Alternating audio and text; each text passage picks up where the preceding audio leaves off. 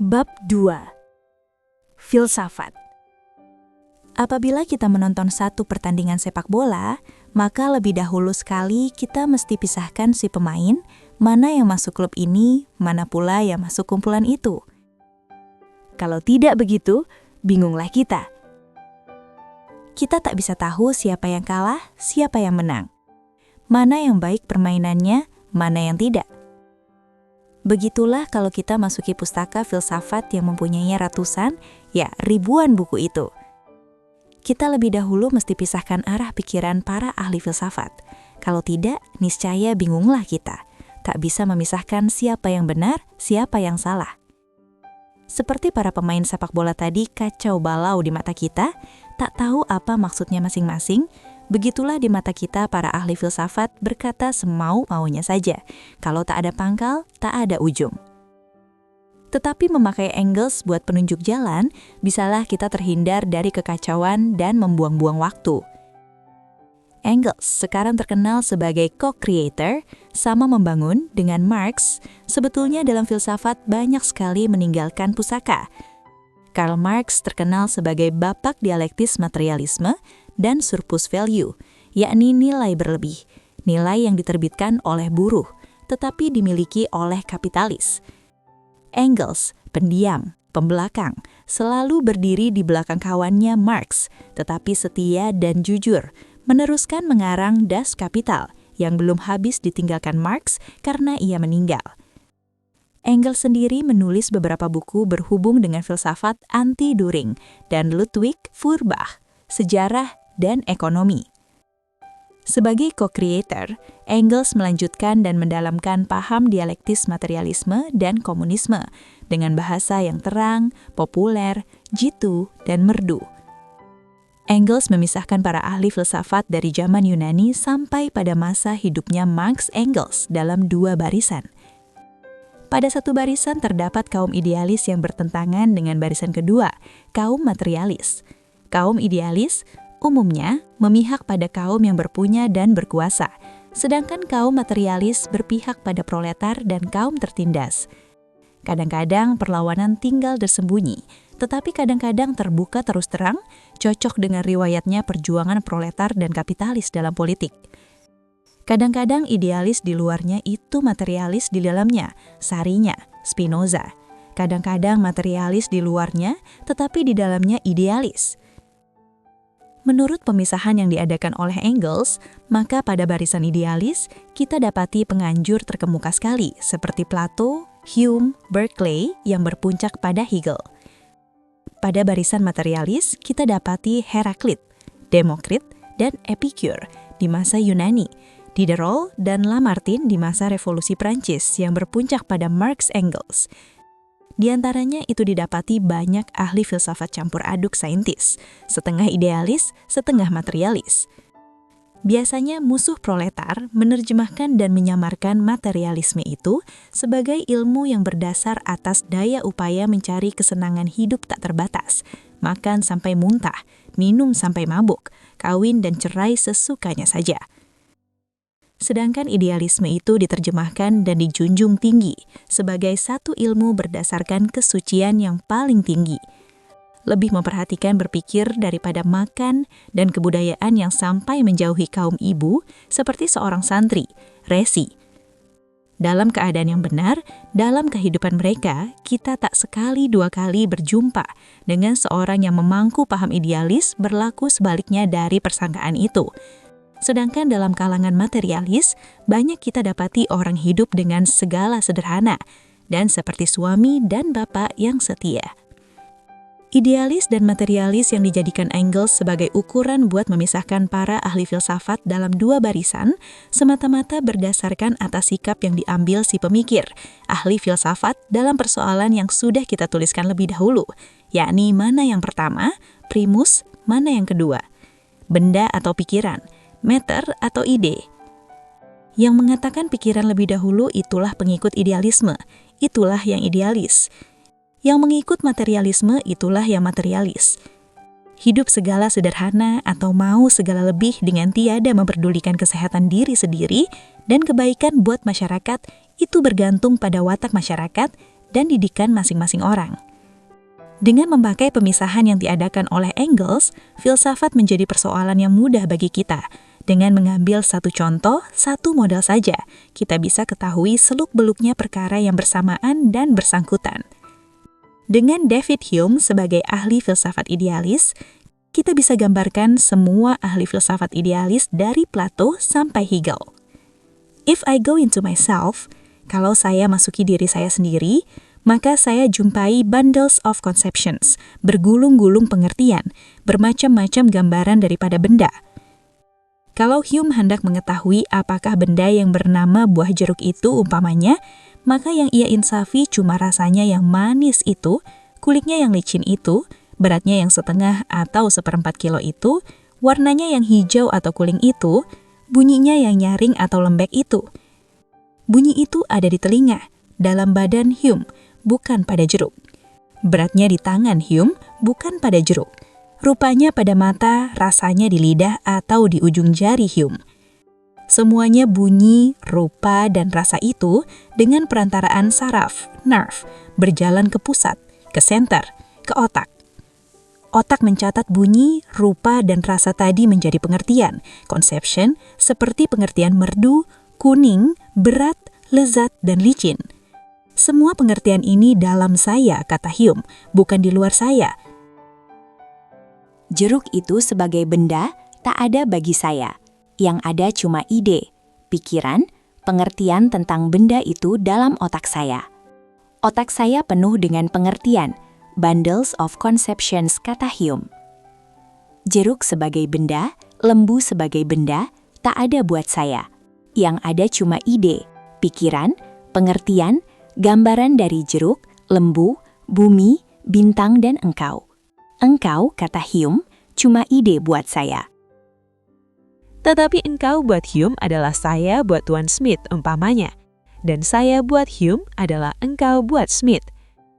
Jadi engkau cuma idea, cuma gambaran buat Hume. Itu mestinya juga gambaran buat Smith. Hume yang dipandang dari pihak Smith ialah engkau, mestinya satu gambaran, satu ide saja.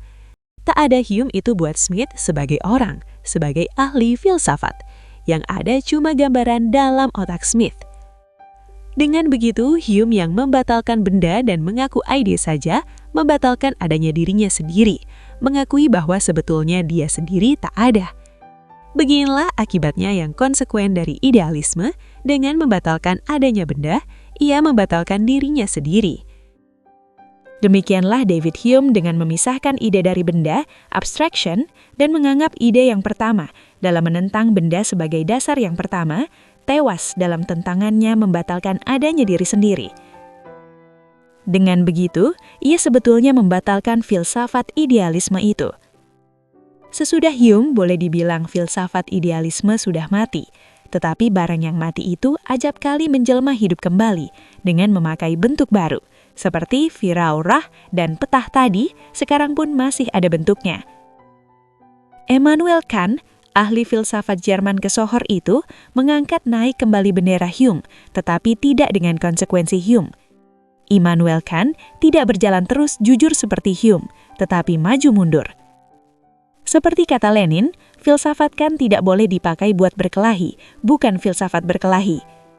Menurut Kant, kita bisa ketahui dengan panca indera kita sesuatu benda, tetapi Ding an sich, benda sendirinya, kita tidak bisa ketahui.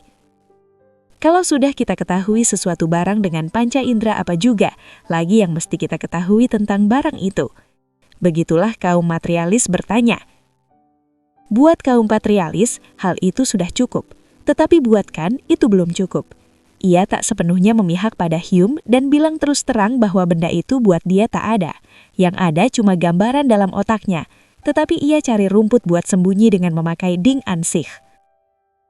Jawab Engels dalam hal ini pendek dan jitu. Kata Engels, dari hari ke hari Ding an sich itu sudah menjadi Ding an voor uns. Benda yang sendirinya itu tidak diketahui, dari hari ke hari sudah menjadi benda kita. Keterangan Engels tentang Ding an voor uns itu dulu saya cari tapi tak berjumpa. Tetapi menurut pikiran saya, jawab Engels yang pendek ini mesti diterjemahkan sebagai berikut. Air umpamanya, yang dahulu kala dianggap oleh nenek moyang kita seperti suatu barang yang ajaib, sekarang kita sudah ketahui zat asalnya, ialah hidrogen dan oksigen. Sudah diketahui menurut undang mana dia berpadu, yaitu menurut undang Dalton. Apa rasanya air itu kalau diraba atau diminum? Berapa beratnya 1 liter? Apa gunanya buat kita, buat tumbuhan dan hewan? Bagaimana sifatnya? Dan sebagainya.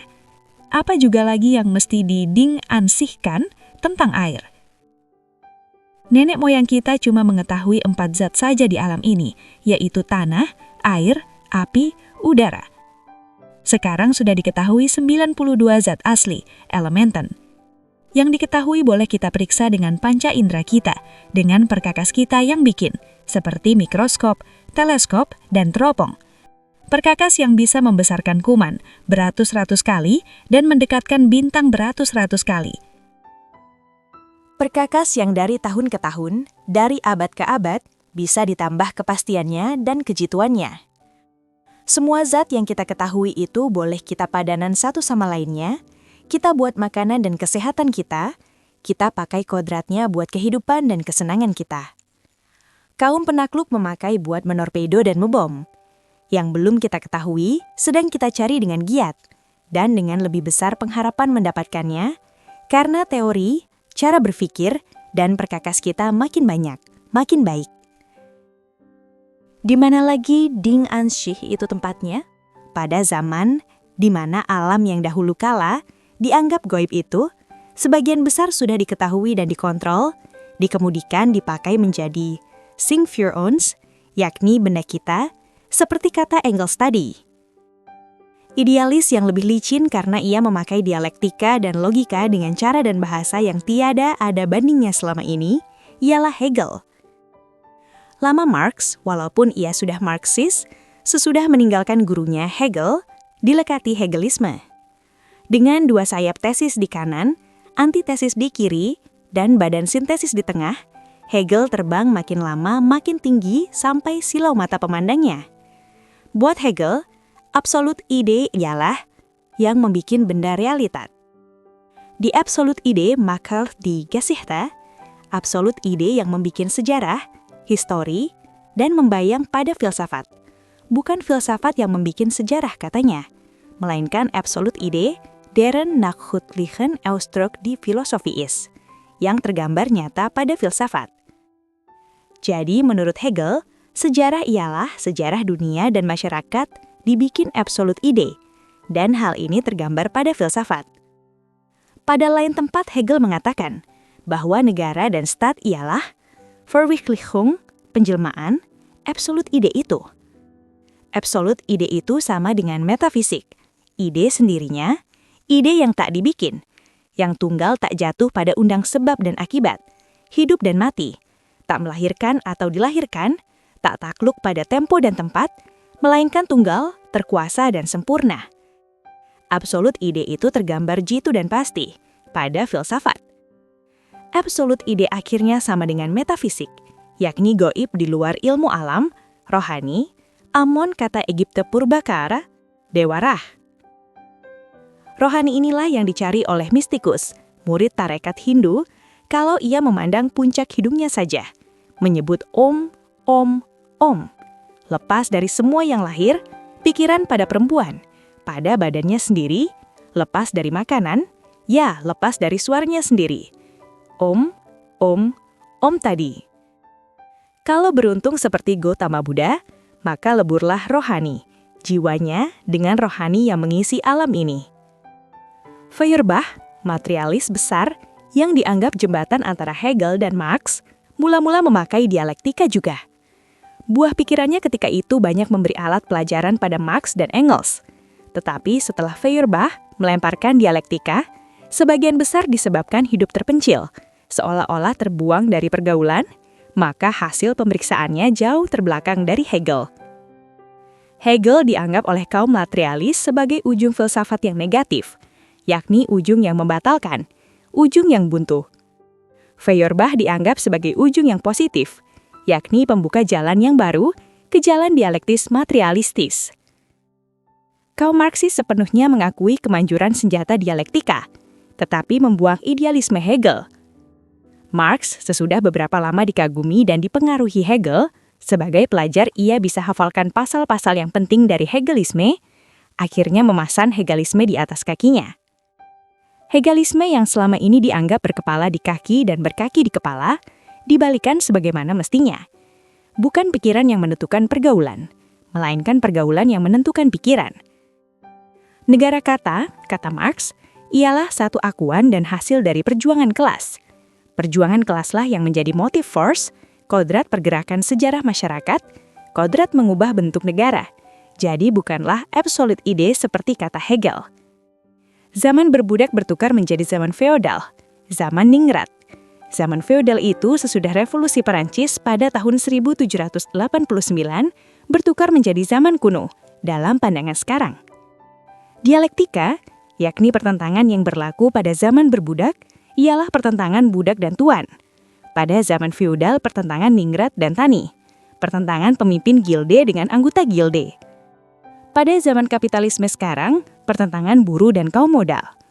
Pertentangan kelas yang berdasar atas pertentangan ekonomi, itulah yang menjadi kodrat buat menumpu masyarakat pada satu bentuk ke bentuk yang lain, dari satu tingkat ke tingkat yang lain, dari masyarakat berdasarkan perbudakan ke masyarakat berdasar keningratan, ke masyarakat berdasar kemodalan. Jadi pertentangan itu bukan pertentangan ide saja, seperti menurut paham Hegel, nanti akan diteruskan, tetapi pertentangan barang yang nyata, pertentangan antara dua kelas besar yang berjuang, yang sekarang terus berjuang. Pertentangan kelas ialah kelas manusia, ialah barang yang nyata itu, berdasar atas pertentangan ekonomi yang dipertajam oleh kemajuan teknik. Teknik, yakni perkakas yang dipakai dalam pergaulan, perkakas yang pada zaman ini dimiliki oleh kaum berkuasa dan kaum berpunya, menjadi alat adanya perjuangan kelas itu. Semua perkakas dan kelas manusia yang menjalankan peranan dalam sejarah kita manusia ini adalah barang yang nyata semuanya.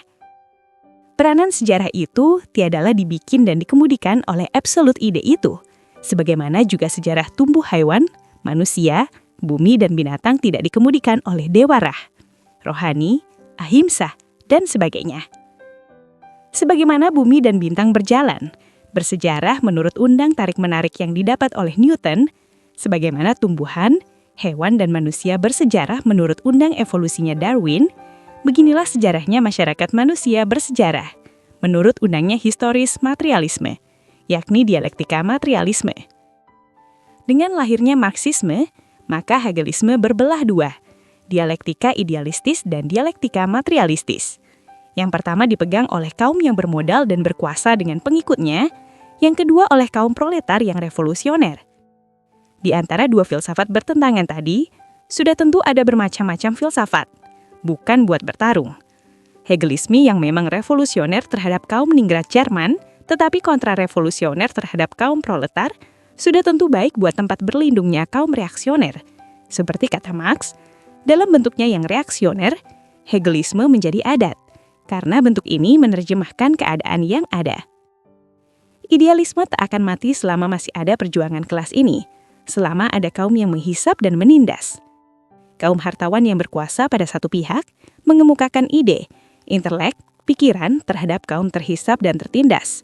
Pada lain pihak, ia memakai kemegahan, khasiat rohani buat menina bobokan kaum pekerja supaya nanti mendapat nikmat. Bidadari yang matanya seperti mata burung merpati dan kesenangan kekal akhirat. Demikianlah sesuai dengan perjuangan kelas. Idealisme atau tak berdialektika membentuk dirinya supaya cocok dengan keadaan kelas yang memegangnya. Di mana kapitalisme masih muda, kokoh karena sedang naik seperti Amerika, maka lahirlah idealisme berupa pragmatisme yang dikemukakan oleh John Dewey. Filsafat pemikir dari negara yang mempunyai the biggest of all, semuanya paling jempol, ini katanya berdasarkan objective truth, hakikat yang objektif yang tenang. Tetapi kalau diperiksa lebih dalam, maka nyatalah bahwa objective truth tadi bergantung pada paham, cita-cita dan perasaan borjuasi Amerika, the country of the free. Negara merdeka ialah buat borjuasi Amerika. John Dewey mengambil masyarakat borjuasi dan paham borjuasi sebagai titik permulaan berpikir ketika Amerika dalam kaya raya. Sekarang, sampai sebelum perang ini, kemakmuran Amerika yang disangka akan tinggal kekal tadi, sudah menyusuli awannya di Eropa Barat. Krisis sudah bersimarajalela dan tetap. Sekarang buat 11 juta buruh, jadi buat kira-kira 33 juta buruh dengan anak bininya, objektif truth tadi tidaklah begitu objektif, tidaklah begitu tenang. Semua barang yang memberi ketenangan buat borjuasi seperti harta benda, justisi, polisi dan hak milik turun-menurun adalah benda yang mengacaukan paham, perasaan dan penghidupan kaum proletar Amerika sekarang. Di mana pergerakan buruh berpengaruh sekali seperti di Jerman sebelum perang 1914, 1918, maka dalam kalangan proletar sendiri, idealisme itu tidaklah berani keluar terang-terangan. Dalam kalangan kaum proletar sendiri masuk bermacam-macam isme, yang di luarnya berupa materialisme, tetapi pada dasarnya terdapat idealisme. Lenin dalam bukunya Empirist Criticism dengan terang dan jitu mengemukakan pemisahan kaum ahli filsafat atas dua partai, seperti pertama kali dikemukakan oleh Engels, yakni partai ahli filsafat idealis dan partai materialis. Dengan sempurnanya Lenin membuka dokek yang dipakai oleh Empirist Criticism, Machianisme, Neo-Vitalisme, dan lain-lain, dan memperlihatkan idealisme yang sebetulnya jadi dasar filsafat mereka. Di Rusia, usahanya Lenin dan Plekhanov, yang dalam kalangan Marxisten di Rusia sendiri, sering saya dengar bahwa Plekhanov lebih besar dalam ilmu filsafat daripada Lenin. Usahanya dua ahli filsafat materialis ini akhirnya menjatuhkan kekuasaan filsafat idealisme di Rusia dan memaksa dia bekerja diam-diam. Dialektis materialisme ialah ilmu pemandangan dunia, Weltanschauung, yang resmi official di Soviet Rusia. Di sebelah barat Eropa, idealisme masih sangat berkuasa, dan pada masa ini idealisme lah yang resmi. Idealisme barat mendapat bentuk baru dan pakaian baru, ialah anarkisme palsu dari ahli filsafat Bergson dan sindikalisme dari Searle. Anarkisme Bergson bukanlah anarkisme beraksi, seperti ilmu yang dipeluk oleh anarkis besar, ialah Bakunin. Bergson, Spengler, dan Nietzsche yang belakangan ini ialah satu filosof Krahbatser. Siapa kuat, siapa raja, Übermensch. Inilah yang dipeluk oleh Adolf Hitler dan Nazi. Filsafat fasisme dianjurkan oleh pemikir Giovanni Gentile. Fasisme, kata pemikir ini, bukanlah new system, tata filsafat yang baru, melainkan aksi baru dan paham baru. Manusia, katanya, pada hakikatnya beragama. Manusia dan Tuhan selalu dalam ewige Bewegung der Selbstverwirklichung, pergerakan kekal buat berpaduan manusia dan Tuhan. Sedikit kita selidiki, filsafat partai fasis yang sebetulnya pertama sekali menaikkan bendera reaksi di Eropa Barat apabila partai borjuis liberal kacau, partai sosialis maju mundur, dan partai komunis sebagian tak berpengalaman, tetapi terutama juga sanksi, sebab negara Italia kalau dikomuniskan gampang dikepung dan dijauhkan oleh kapitalisme Eropa Barat dan Amerika. Fasisme, kata Giovanni Gentile, bukanlah tata filsafat baru. Memang tidak, kalau dipandang dari kacamata idealisme. Aksi baru dan paham baru, katanya pula. Aksi kaum tengah dan paham kaum tengah terhadap proletar dengan pertolongan kapitalis memang baru dalam perjuangan proletar kapitalis model baru. Tetapi kalau kita baca Marx dalam buku 18th Brumaire of Louis Bonaparte tentang aksi dan paham Louis Bonaparte di Prancis, maka aksi dan paham fasisme Italia tadi cuma bentuk baru dari aksi dan paham tua. Mussolini, bapak fasisme, juga amat tertarik oleh Napoleon Besar, omnya dari Louis Bonaparte, sampai ia menontolkan Napoleon, yang katanya orang Italia itu. Bahwa manusia dalam batinnya beragama, ini dibatalkan oleh beberapa penyelidikan yang tenang, yang membuktikan beberapa bangsa di dunia tak mengetahui agama. Akhirnya kalau kita baca pergerakan kekal buat perpaduan manusia dan Tuhan, menurut filsafat fasis itu, kita ditarik lagi ke negara Kapilawastu, ke kaki gunung Himalaya, mengagumkan percobaan Gautama Buddha, mempersatukan rohnya dengan roh alam buat masuk ke nirwana. Cuma Gautama Buddha tak seperti Mussolini memakai tongkat dan Castor Oli buat mematahkan semangat dan paham musuhnya, Matteotti, pemimpin sosialis Italia, musuh besar Mussolini yang hilang lenyap selama-lamanya, buat melakukan paduan dengan Tuhan itu dengan lekas. Perjuangan kelas tertutup dan terbuka. Inilah arti filsafat yang sebenarnya dan arti dialektika yang sebenarnya. Ia boleh melayang tinggi seperti Hegelitz dan tinggal di tanah, di perut seperti dialektik materialisme. Orang mesti makan dahulu sebelum berpikir, kata Engels. Tetapi filsafat itu adalah bayangan masyarakat yang bertentangan, bukan bayangan absolut ide, seperti kata Hegel. Pada permulaan, filsafat itu timbul. Pokok yang jadi persoalan ialah semua ini. Ahli filsafat bertanya, semuanya ini, bumi, langit, dan pikiran itu sendiri, apakah artinya? Lama-lama persoalan semuanya ini cerai-berai. Bumi dan langit sudah jatuh menjadi ilmu bintang, yang sesudah Galileo, Copernicus, Newton, Einstein, dan sebagainya mendapat undang yang sementara boleh dikatakan sempurna. Bumi kita ini jatuh kepada ilmu bumi, geografi, dan ilmu tanah, geologi, yang sendirinya mempunyai daerah dan undang pula. Perkara yang berhubungan dengan zat dan kodrat jatuh pada ilmu alam. Perkara yang berhubungan dengan berpaduan beberapa zat sehingga mendapatkan sifat baru, termasuk pada ilmu kimia. Ilmu alam yang mulanya memeluk ilmu kimia, sekarang mencerahkan dirinya dari ilmu listrik, yang sekarang karena besar daerahnya dan artinya mesti dipelajari sendirinya. Pemeriksaan atas tumbuhan jatuh pada ilmu tumbuhan, dan pemeriksaan atas hewan dan manusia jatuh pada ilmu hewan dan ilmu manusia. Ilmu hidupnya asal dan penjelmaan tumbuhan, hewan, dan manusia jatuh pula pada biologi, satu ilmu yang boleh dikatakan mudah dan banyak sekali mengandung arti buat kita. Umpamanya, perkara evolusi atau pertumbuhan otak dan pikiran dari otak binatang sampai ke otak manusia. Sudahlah tentu, satu ilmu dengan yang lain ada seluk-beluk dan perhubungannya. Ilmu alam dan ilmu kimia mesti diketahui ahli yang mempelajari ilmu kedokteran. Begitu pula agriculture, ilmu pertanian, tak bisa berpisah dari ilmu alam dan ilmu kimia tadi. Demikianlah pula seorang insinyur, jatuh dan berdiri dengan ilmu alam dan matematika. Syahdan, maka masing-masing ilmu di atas tadi disebabkan kemajuan pergaulan kita, kemajuan industri, perniagaan, dan pesawat terpaksa dipecah-pecah lagi, terpaksa dispesialisir lagi, terpaksa dipencilkan dan diistimewakan lagi. Dengan begitu, perkara yang tiada berkenan bisa disingkirkan, dan waktu itu boleh dipakai buat memeriksa dan memperdalam perkara yang diistimewakan itu. Ilmu kedokteran sudah pecah menjadi kedokteran umum, perkara gigi, telinga, mata, kanak-kanak, dan sebagainya. Ada bahaya buat sains kalau pecah-pecahan itu, pada ilmu yang sudah banyak itu, akan pecah terus, dengan tidak lagi mengetahui perhubungan satu ilmu dengan ilmu yang lain. Bahaya itu kebetulan sudah diketahui dan amat dipelajari muslihat buat menjauhkannya. Kalau saya tak salah, maka perkataan filsafat sekarang diterjemahkan juga buat menggambarkan daya upaya mempersatukan ilmu yang bermacam-macam itu.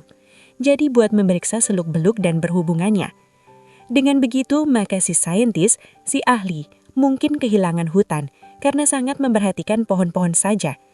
Lupa garis besar karena senantiasa memperhatikan garis yang kecil-kecil saja. Daya upaya semacam inilah sekarang yang sering diartikan oleh perkataan filsafat, bukan lagi sikap yang diambil oleh ahli filsafat purbakala yang dengan pemangku tangan dan tafakur bertanyakan apakah arti alam dan apakah arti pikiran itu. Demikianlah kalau kita peramati kemajuan ilmu filsafat tadi, maka kita lihat pada zaman pertengahan, tahun 478 sampai 1492, si pencari hakikat dilekati oleh ketuhanan. Kaum skolastik namanya di Eropa Barat tak bisa mencari hakikat itu, kalau persoalan itu tak digarami, dilimawi, dijeruki, dan dimasak dengan God, dan agama ialah agama Nasrani. Sesudah itu pada zaman Borjuis, filsafat itu sudah susut pada persoalan jasmani dan rohani, badan dan pikiran. Sudah lama pula filsafat ini jatuh ke tangan psikologi, ilmu jiwa, ilmu yang memeriksa the working of the mind, kerjanya otak. Ilmu ini tidak lagi direnungkan oleh si pemikir di atas kursi malas dalam otaknya saja, melainkan sudah dimasukkan ke laboratorium. Disinilah otak binatang dan manusia dipisah, diperiksa, dieksperimenkan, diperalamkan, diuji dan dibandingkan dengan akal, perasaan, dan kemauan manusia. Eksperimentalis William James dan Thorndike di Amerika, Pavlov di Rusia, dan eksperimentalis yang lain banyak mengumpulkan pengalaman yang berharga, dan masih banyak persoalan yang mesti diperalamkan dan diuji oleh ilmu yang mudah tetapi sangat menarik hati. Ketahuilah dirimu sendiri. Inilah sari persoalan dari seorang ahli filsafat Yunani yang terkenal, ialah Socrates. Sekarang, persoalan ini sudah menjelma menjadi pemeriksaan atas the working of the mind, kerjanya otak yang sudah dimasukkan ke laboratorium bersama dengan ilmu lain-lain yang berdasarkan eksperimen. Filsafat bertukar, artinya bertukar rupanya dan pecah belah menjadi beberapa ilmu yang berdasarkan eksperimen. Engels sudah mendapat kesimpulan bahwa sisanya filsafat ialah dialektika dan logika. Semua cabangnya yang lain jatuh kepada bermacam-macam ilmu alam dan sejarah, ialah sejarah masyarakat Indonesia. Marx memandang dari sudut pertarungan kelas, berkata dalam 11 tesis, "Wir Philosophen haben die Welt nur verschieden interpretiert. Es kommt aber darauf, die Welt zu verändern." Para ahli filsafat sudah memberi bermacam-macam pemandangan tentang dunia itu. Yang perlu ialah menukar atau merubah dunia itu.